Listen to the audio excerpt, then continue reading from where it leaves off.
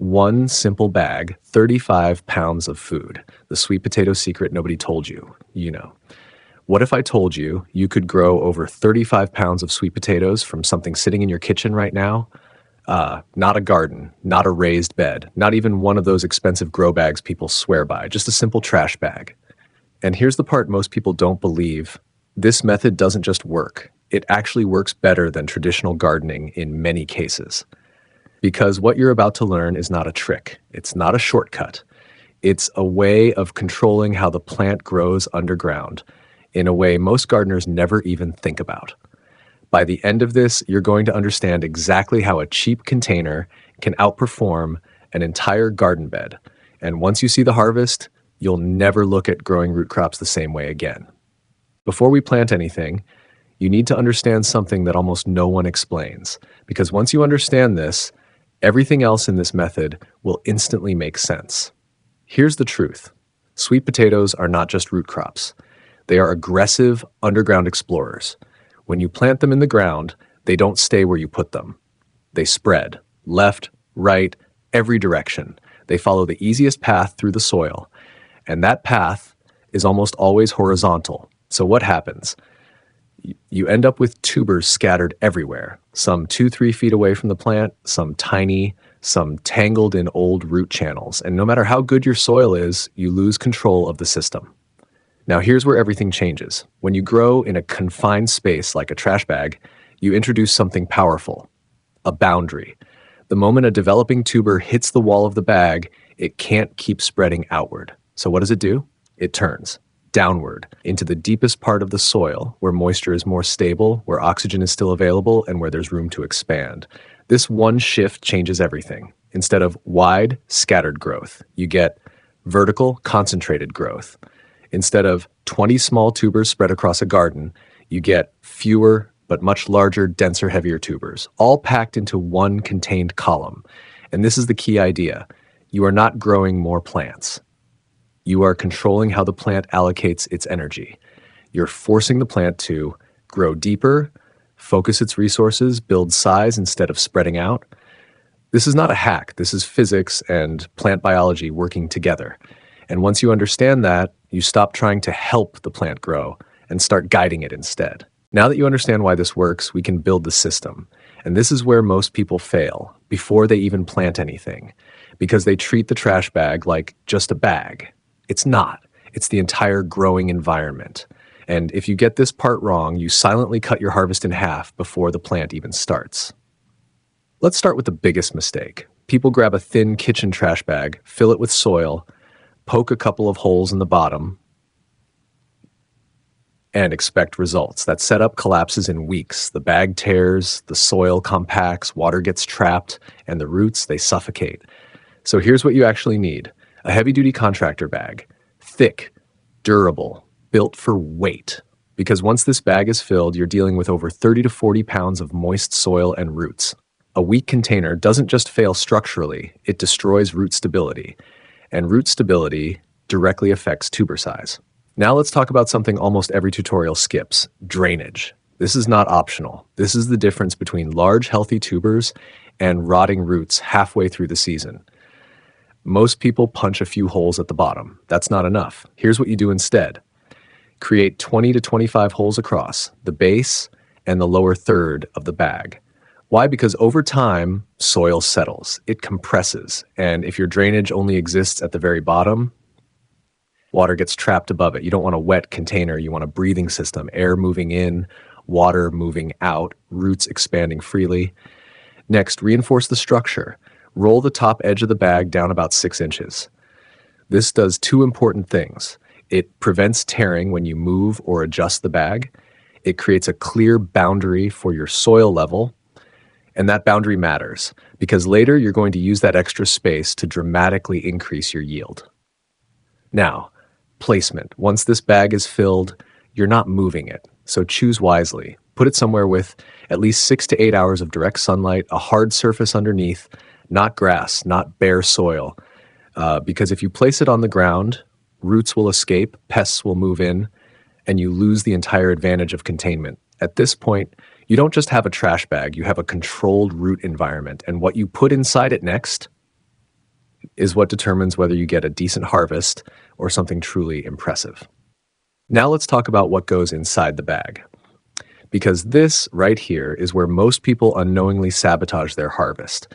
They grab standard potting soil, fill the bag, plant the slips, and then wonder why they only get a small yield.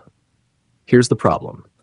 Regular potting soil is designed to be safe for everything, but when something is designed for everything, it's optimized for nothing. And sweet potatoes, they are not average plants. They are aggressive underground builders, and to grow large, dense tubers, they need a very specific environment. There are three things that matter more than anything else. One, drainage. Sweet potatoes hate sitting in wet soil. If the soil stays too moist, tubers start to rot. Skin becomes rough and damaged. Growth slows down dramatically. 2, loose structure. This is critical. A tuber is literally pushing through soil as it grows. If the soil is dense or compacted, growth is restricted. Tubers stay small. Loose soil equals freedom to expand. 3, nutrient balance.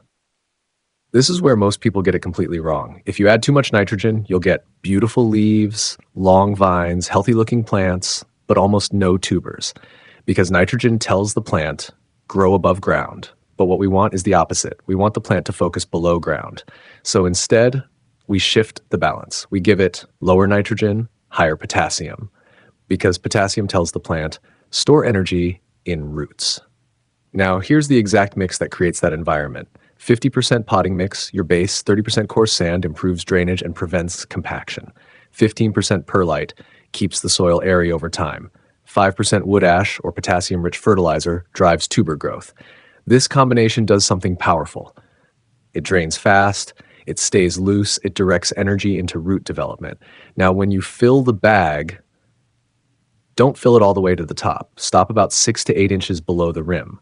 That empty space might seem useless right now, but later, it becomes one of the most powerful yield multipliers in the entire system. Because what we're building here is not just soil. We're building a controlled environment that tells the plant how to grow. And once that environment is right, the next step becomes incredibly powerful. Now we get to the moment where everything either multiplies or quietly limits your entire harvest. And the mistake here is so simple, most people don't even realize they're making it. Let's start with this. A sweet potato slip is not a seedling. It's not like a tomato. It's not like a pepper. It's a living stem cutting. And along that stem are multiple nodes. And each one of those nodes has the potential to become a tuber formation site. Read that again carefully. Every buried node can produce tubers. Now think about how most people plant. They dig a small hole, they place the roots in, they cover it, and leave the stems sticking up. That method gives you one root zone, one cluster of tubers, usually small and limited. So even if everything else is perfect, you've already capped your yield. Now here's the correct method. Instead of planting vertically, you plant horizontally. Lay the slip flat across the soil surface. Then gently bury the stem, about 3 to 4 inches deep. From the root end all the way up the stem, leave only the top 2-3 sets of leaves above the soil. What you've just done is powerful. Instead of one growth point, you've created multiple. Each buried node becomes a starting point for tuber development. So now your math changes completely. Instead of 3 to 5 tubers from one plant, you can get 8, 12, even more, depending on how many nodes are buried. And if you plant 2 slips in one bag using this method, you're not doubling your yield, you're multiplying it, because now you have multiple nodes, multiple tuber zones, all concentrated inside one controlled space. After planting, water gently, not with a strong stream. Use a soft flow so you don't disturb the shallow buried stem. And then, this is important, leave it alone, because what happens next in the first couple of weeks is where the foundation of your entire harvest is built. Now let's talk about watering, because this is where most people, without realizing it, completely control whether their tubers stay small or grow large and heavy. You'll often hear this, sweet potatoes are drought tolerant, and that's true. But here's the mistake people make. They confuse tolerant with preferred. Sweet potatoes can survive dry conditions, but if you want them to thrive and produce large tubers, you need to control when and how they receive water. Let's break it into 2 phases. Phase 1, establishment, first 2 weeks. Right after planting, your slips are vulnerable. They are trying to grow roots, anchor themselves, Reach deeper into the soil. During this stage, keep the soil consistently moist. Not soaked, not dry, moist. Here's a simple test. Push your finger about 4 inches into the soil, near the edge of the bag, not right on top of the plant. If it feels dry at that depth, water. If it still feels moist, wait. This stage builds the foundation root system, and without a strong foundation, nothing else works. Phase 2, growth and expansion. After about 2 weeks, you'll see strong vine growth. That's your signal. The plant is established. Now, the strategy changes completely. Instead of keeping the soil constantly moist, you let the top 3 to 4 inches dry out completely. Then, you water deeply, until water flows freely out of the drainage holes. This creates a powerful cycle. Then, dry surface, deep watering, deep moisture retention. And here's what happens inside the plant. When the top layer dries out, the plant senses that surface water is unreliable, so it responds by pushing roots deeper into the soil, following moisture downward. And remember what we said earlier, tubers follow the root system. So when roots go deeper, tubers go deeper. And deeper tubers have more space, less pressure, better structure, which means they grow larger. This is the key idea. You're not just watering the plant, you're telling the plant where to grow. Too much frequent watering, roots stay shallow. Tubers stay small. Controlled deep watering, roots go deep, tubers get big. Watering is not maintenance, it's direction. And once you control that direction, the next challenge is making sure the plant doesn't waste its energy above ground. By week 4 to week 6, your plant is going to explode with growth. Long vines, fast expansion, leaves everywhere. At first, it looks amazing. Healthy, strong, productive, but this is actually the moment where most people unknowingly ruin their harvest. Here's what happens. The vines start spreading outward, and eventually they touch the ground. And the moment a vine touches moist soil, it does what sweet potatoes naturally do. It roots. Now you suddenly have one root system inside your bag and new root systems forming outside. This is a huge problem because the plant doesn't know which one to prioritize, so it splits its energy. Instead of 100% energy going into your bag, now you have 50% inside, 50% outside. The result? Smaller tubers in the bag, scattered, weak tubers outside, lower total yield. So here's the solution. It's simple, but extremely powerful. Vine lifting every 7 to 10 days. Walk around your bag. Look at every vine. If it's touching the ground, gently lift it and guide it back toward the bag. Then loosely coil it around the base. Don't force it. Don't damage it. Just keep it off the ground. This one habit does something critical. It keeps all energy focused in one place. It prevents energy loss. It protects your yield. Now, this is also where we activate the second multiplier, hilling. Remember the empty space you left at the top of the bag? This is where it becomes powerful. Timeline, week 4, add 2 to 3 inches of soil. Week 8, add another 2 to 3 inches. Each time you add soil, you bury more of the stem. And just like before, every buried section of stem creates new nodes, and every new node becomes a new opportunity for tubers to form. So now you're not just growing vertically, you're stacking growth zones, layer by layer.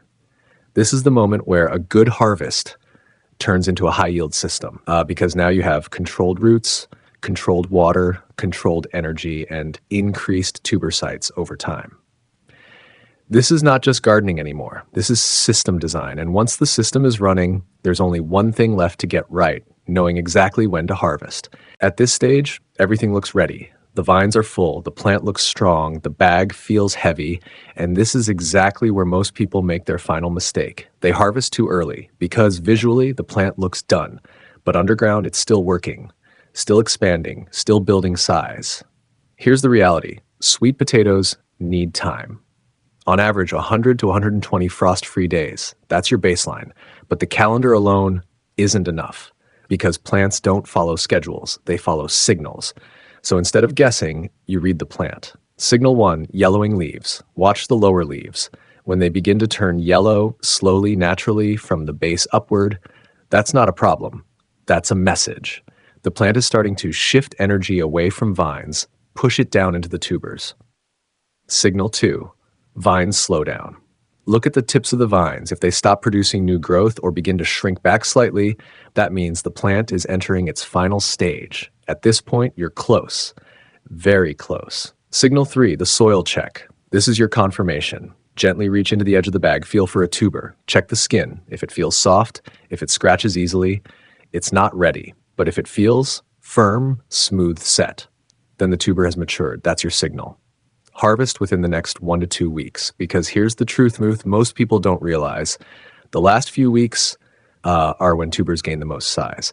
Harvest too early, you get more tubers, but smaller ones. Wait just a little longer, you get fewer, but much larger, heavier tubers. And in this system, size is everything, because what happens next is the moment this entire method has been building toward. This is it. Harvest day. You're standing in front of your bag. Weeks of growth, careful watering, lifting vines, adding soil, all leading to this moment. The vines have started to yellow. Growth has slowed. You know it's time. Now, instead of digging through soil, you do something different. You grab the bag at the base, you tilt it sideways onto a hard surface, and then you open it. What comes out is not what most people expect. Not scattered roots, not a few small potatoes, but a dense, compact column of sweet potatoes stacked together, pressed against each other, some curved because they had to grow around one another. You start pulling them apart, one by one, each one heavier than you expected, each one larger than you imagined. You count them. 6, 9, 12.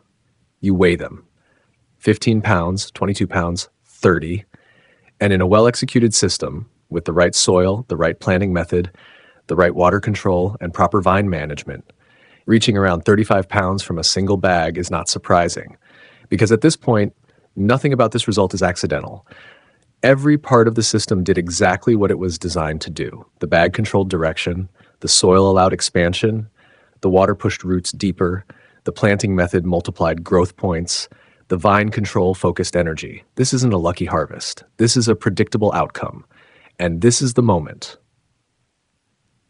where most people realize something important. You don't need more space. You don't need better land. You don't need expensive tools. You just need to understand how to guide the plant.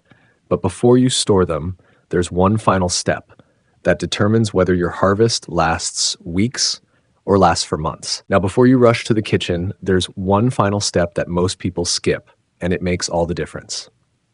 Curing, the step that transforms your harvest. Do not wash your sweet potatoes right away. Instead, gently brush off loose soil, then place them in a warm, slightly humid environment. Ideal conditions, temperature 27 to 30 degrees Celsius, time 10 to 14 days. This process is called curing, and it does 3 powerful things. 1, strengthens the skin. The outer layer thickens, which protects the tubers from damage and rot. 2, improves flavor. Inside the potatoes, starches begin converting into sugars. This is what gives sweet potatoes that rich, natural sweetness. 3, extends storage life. Uncured sweet potatoes, they last maybe 2 to 3 weeks. Properly cured, they can last 6 to 8 months in a cool, dark, dry place. So this step turns your harvest into long-term food security. Final breakdown, what you actually did. Let's bring everything together. You used a simple trash bag, a carefully balanced soil mix, 2 small slips, total cost less than $20. And in return, you created a system capable of producing around 35 pounds of food, not by chance, not by luck, but by understanding how the plant works. The real lesson. This was never about the trash bag. It was about this, controlling space, controlling water, controlling energy. Because when you control those 3 things, you control how the plant grows. And once you understand that, you stop guessing, you stop wasting time, you stop relying on luck, and you start getting results. So now I want to ask you, are you going to try this?